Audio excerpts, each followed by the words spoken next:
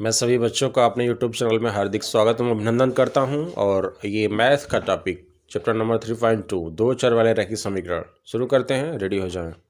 Question हमने लिख लिया है और उसको हम पढ़ेंगे और यहाँ पे लगाने की कोशिश करेंगे। फर्स्ट क्वेश्चन लिखा है कि रैखिक समीकरणों की युग्म बनाएं एवं ग्राफिक विधि से हल करें। तो जो भी क्वेश्चन हमारे सामने है उसका हम बनाएंगे समीकरण और उसके बाद ग्राफिक विधि से हम हल करेंगे। पहला क्वेश्चन जो लिखा है, कक्षा 10 के 10 विद्यार्थियों ने एक गणित की पहली प्रतियोगिता में भाग लिया। 10 विद्यार्थी थे 10 के, और गणित की पहली प्रतियोगिता में उन्होंने भाग लिया है। उसमें लड़कियों की संख्या जो है वो लड़कों की संख्या से 4 अधिक है। मान लेते हैं, माना क्वेश्चन नंबर फर्स्ट, प्रश्नावली 3.2, प्रश्नावली 3.2 ऐसा, ठीक है। तो जो फर्स्ट है इसको हम हल करेंगे, फर्स्ट वाले को हम हल करते हैं। और लड़कियों की संख्या लड़कों की संख्या से 4 अधिक है। मान लेते हैं, माना लड़कियों की संख्या x, लड़की बराबर x ले लेते हैं। तो हम लड़कियों की संख्या x सब लोग लिख लेंगे अपना। ज़्यादा हमको लिखना नहीं है, बस समझाना है, ठीक है। ज़्यादा हम लिख के क्या करेंगे, जानते रहो कि यहाँ पे लड़कियों की संख्या बराबर x सबको लिखना है। उसके बाद लड़कों की संख्या 4, लड़कों की संख्या मान लेते हैं। लड़के कितने हो गए, लड़के बराबर y मान लेते हैं। तो अब समीकरण यहाँ पे जनरेट करेंगे कि लड़कियों की संख्या प्रश्नानुसार लिख दो। अब इसमें लिखा है कि जो लड़कियों की संख्या है यानी x,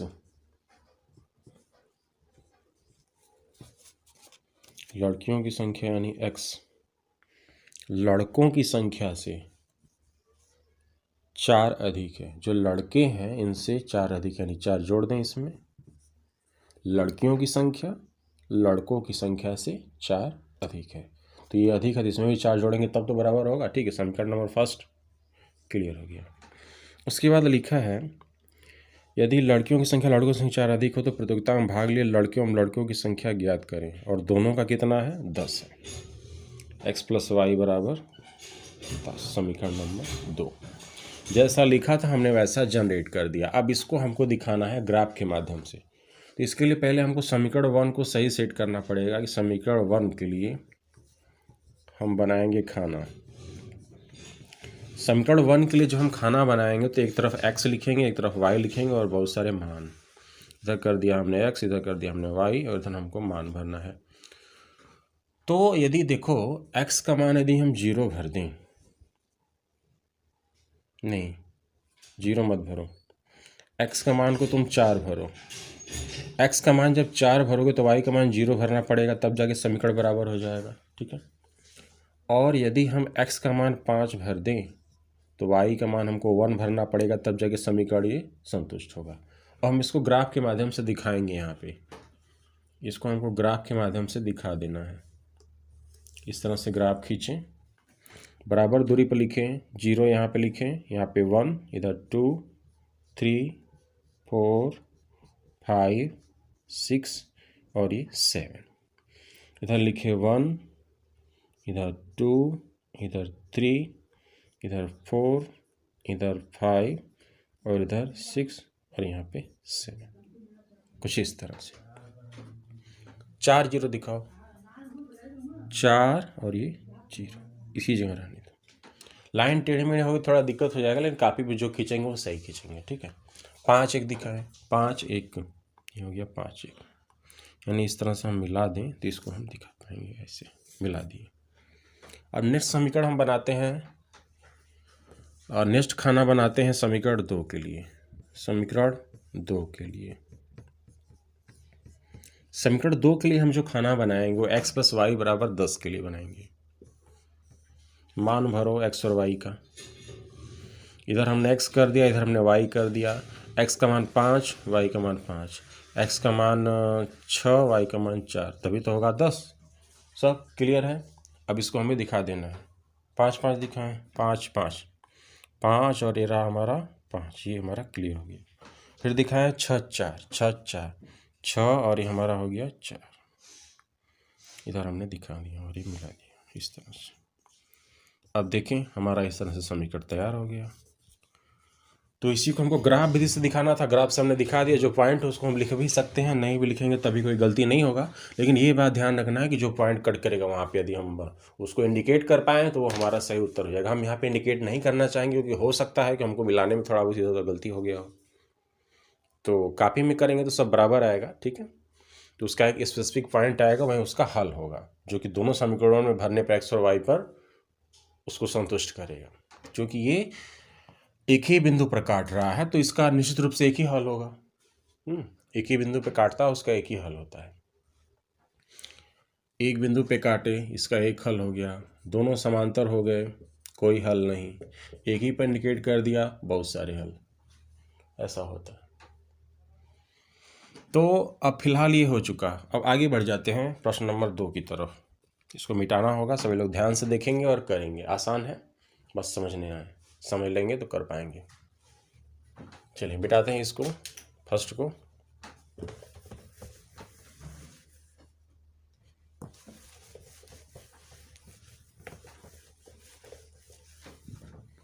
सेकंड के क्वेश्चन लिखे हैं क्या? सेकंड के क्वेश्चन हमारे सामने है, इसको हम हल करेंगे। लिखा है कि 5 पेंसिल तथा 7 कलम का कुल मूल्य है 50 रुपया, जबकि 7 पेंसिल और 5 कलम का मूल्य है 46 रुपया। डेटा दिया हुआ है, इसको हमको ग्राफ के मेथड से दिखाना है। लेकिन इससे पहले हमको इसका समीकरण बनाना पड़ेगा। बना लेते हैं। 5 पेंसिल का मूल्य 7 कलम का मूल्य 50 रुपया है, मानना पड़ेगा। माना एक पेंसिल का मूल्य, माना एक पेंसिल का मूल्य बराबर x रुपया, पेंसिल का हो गया, ठीक है। अब कलम का देखो, एक कलम का मूल्य बराबर y रुपया, ठीक है। अब कंडीशन हम यहाँ पे लिखेंगे प्रश्नानुसार, ओके।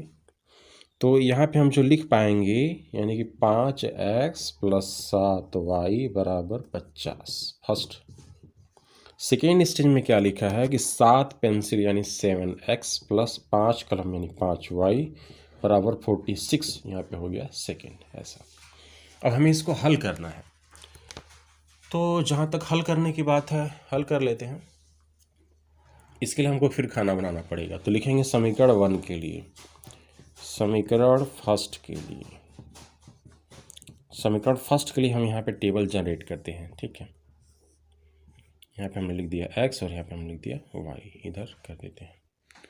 अब देखिए ज़रा समझने की कोशिश करें कि 5x + 7y = 50 लिखा है, ठीक है। यदि हम यहाँ पे y की जगह 5 भर दें तो 7 × 5 = 35 हो गया। चाहिए कितना? 15 चाहिए। और x की जगह 3 भर दें, यानी x की जगह जब हम 3 भरेंगे तो 5 × 3 = 15 हो जाएगा ये। और y की जगह हम 5 भर देंगे तो 7 × 5 = 35 हो जाएगा। 15 × 35 = 50 होता है। तो हम किधर से भी पहले भर के चेक कर सकते हैं कितना भरे ताकि हमारा संतुष्ट हो जाए। ये भरने का तरीका है।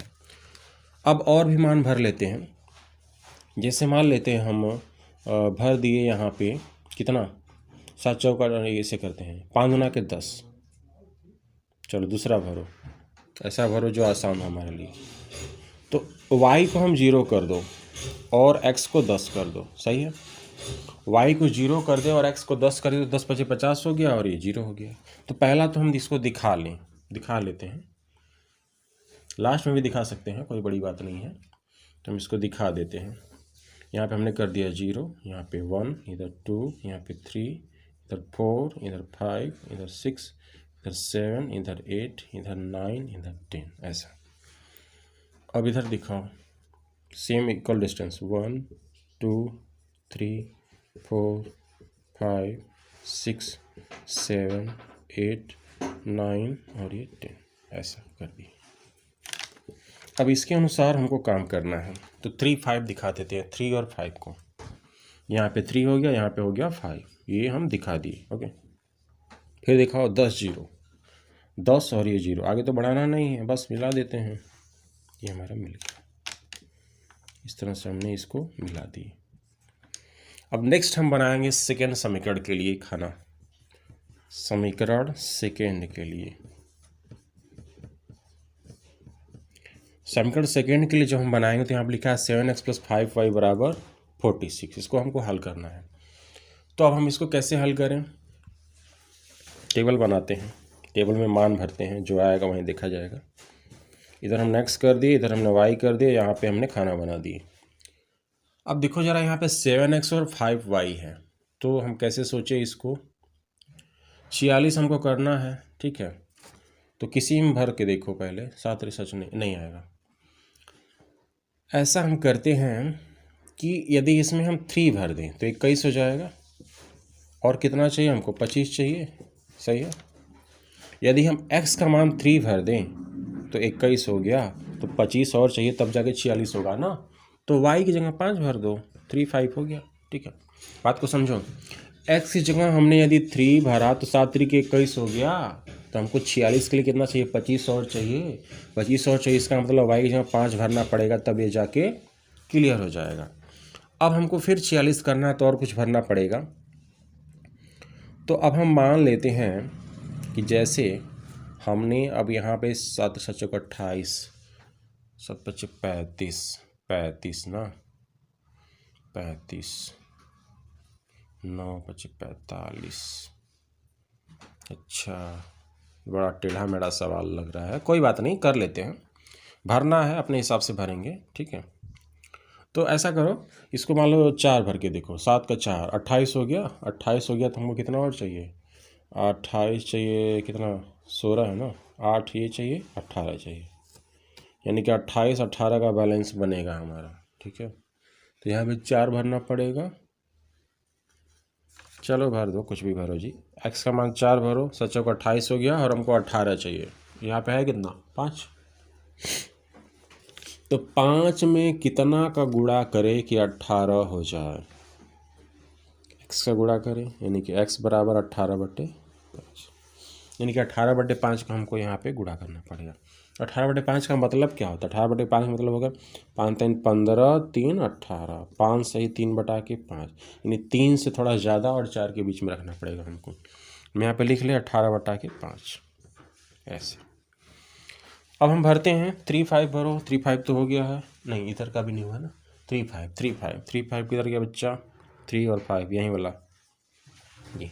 और नेक्स्ट में कितना है? 4 18/5, 4 तो यहाँ मिल गया, और इस 4 से थोड़ा हमने कम बोला था, तो यानी यहाँ पे हमको दिखा देना चाहिए, ठीक।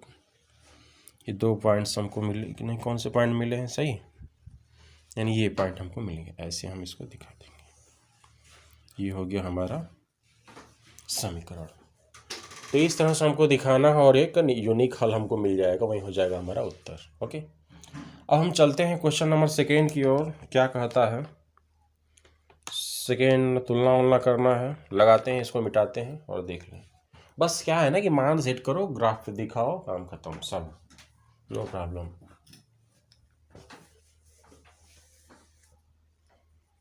दूसरा सवाल, मेन दूसरा सवाल। ये तो पहले में का सेकेंड था, अब हमको मेन दूसरा सवाल करना है। मेन दूसरा सवाल में लिखा है अनुपातों A1/A2, B1/B2 व C1/C2 की तुलना कर ज्ञात करें।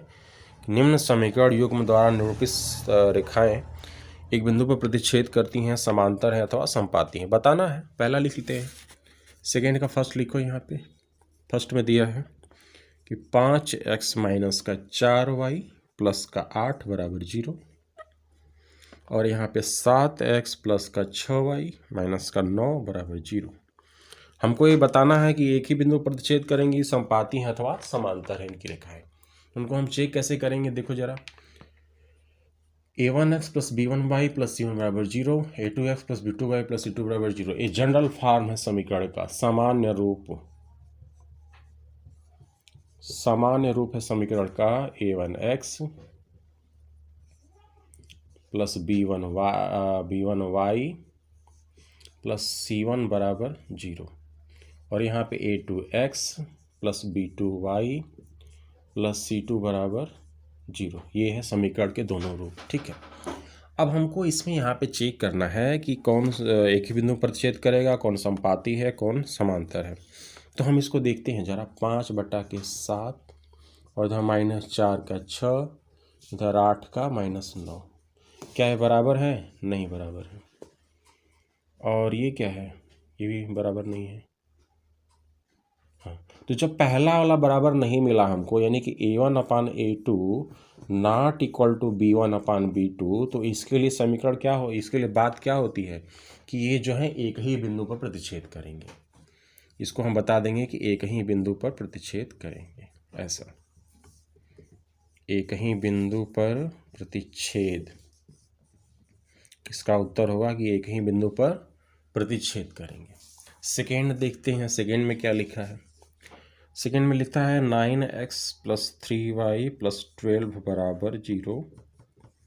और सेकेंड में लिखा है 18x + 6y + 24 बराबर 0। अब इसको समझो ज़रा। तो यदि हम इसको लिखें तो 9/18 बराबर 3/6 बराबर 12/24, सब तो बराबर हो गए।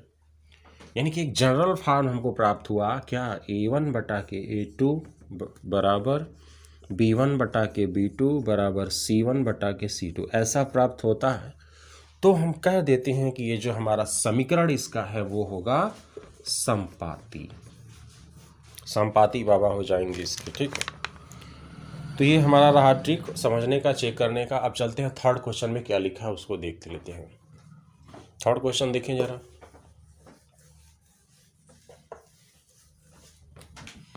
थर्ड क्वेश्चन में जो लिखा है वो है 6x - 3y + 10 बराबर 0, 2x - y + 9 बराबर 0। अब देखो जरा, इसमें तुलना करो। 6/2 -3 1 -10 9 का, तो इसको कैंसिल करें 3 1, इसको 3 1, इक्वल नॉट इक्वल। यदि ऐसा होता है, यानी कि जनरल फॉर्म इसका हम लिखें A1/A2 बराबर B1/B2 not equal to C1/C2, यदि ऐसा मिले तो हम बोल देंगे वो समांतर होंगे। यानी इसका जो समीकरण होगा वो समांतर होगा, हमको पता चल गया। तो इस तरह से हमने सेकेंड क्वेश्चन को भी अच्छी तरह से हल कर लिया। हम चलते हैं थर्ड क्वेश्चन की ओर, क्या है और हम लोग देख लेते हैं उसको।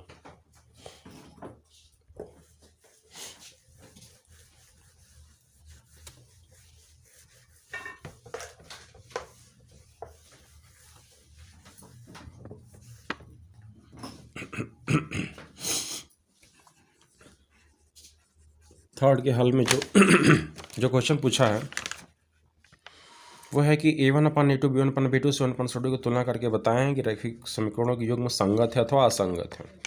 तो संगत कौन है, असंगत कौन है, पता चल जाएगा, अभी देख लेते हैं।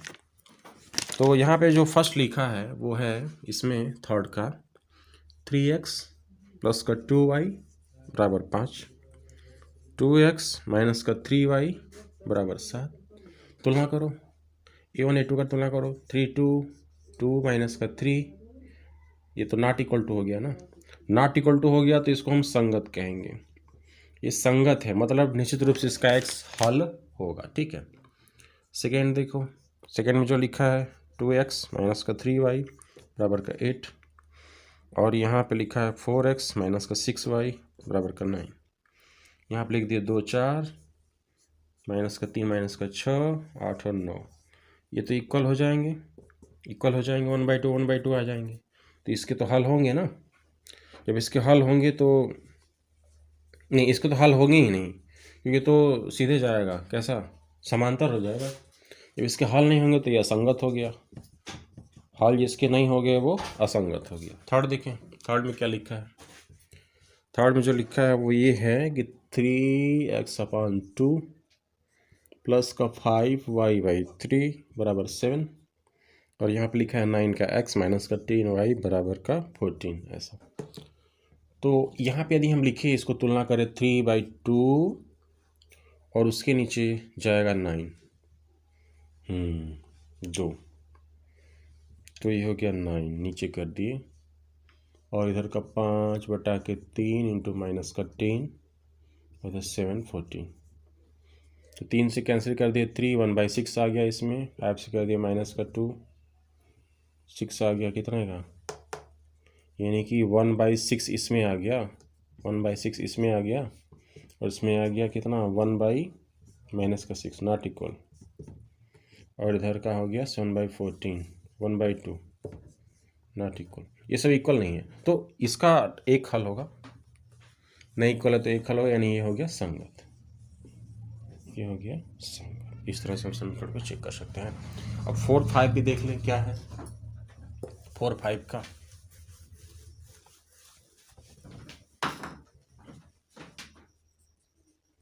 फोर में जो लिखा है वो है 5x माइनस का 3y बराबर 11 माइनस का 10x प्लस 6y बराबर का माइनस का 22। ये हो गया 5 बटा के माइनस का 10 और यहाँ पे -3 बटा के 6, यहाँ पे 11 बटा के माइनस का 22। तो 1 बटा के माइनस का 2 हो जाएगा और ये हो जाएगा 1 बटा के माइनस का 2 सेम, और यहाँ पे 1 बटा के माइनस का 2, यानी कि हमको मिला जो a1/a2 बराबर b1/b2 बराबर c1/c2। इसके तो हल होंगे संगत, इसको हम कह देंगे संगत। पाँचवां देखें, पाँचवां में लिखा है 4/4x/3 प्लस का 2y बराबर 8, और यहाँ पे लिखा है 2x प्लस का 3y बराबर का 12। इसको देख लें क्या होगा इसमें। इसको हम यदि लिखें तो लिख पाएंगे 4/3, इधर का 2 2 कर दिए 2 बटा के 3, और इधर भी 2 बटा के 3, और इधर भी 4 बटा के 8 बटा के 12 का मतलब 4 से 2 4 से 3, यानी 2 बटा के 3, यानी सेम हो गया इसमें भी a1/a2 बराबर b1/b2 बराबर c1/c2। इक्वल हो गए, सब हो गया संगत, लिख दिए संगत। यानी इस तरह से हम समझ पाएंगे कि जिसका हल होगा उसको हम संगत कहेंगे, जिसका कोई भी हल नहीं होगा उसको हम असंगत कहेंगे। तो ये बात हमको पता चल गई। तो आज के लिए बस इतना ही करते हैं। हमने इस सेक्शन में बताया प्रश्न नंबर 1, 2 और 3। नेक्स्ट सेक्शन में हम जो वीडियो लेकर आएंगे उसमें 4, 5 को बताएंगे और ये चैप्टर 3.2 हो जाएगा। ठीक है, तो धन्यवाद। बाकी सारे वीडियोस को भी लाइक करें और अन्य चैनल जितने भी हमारे सबको सब्सक्राइब करें। धन्यवाद।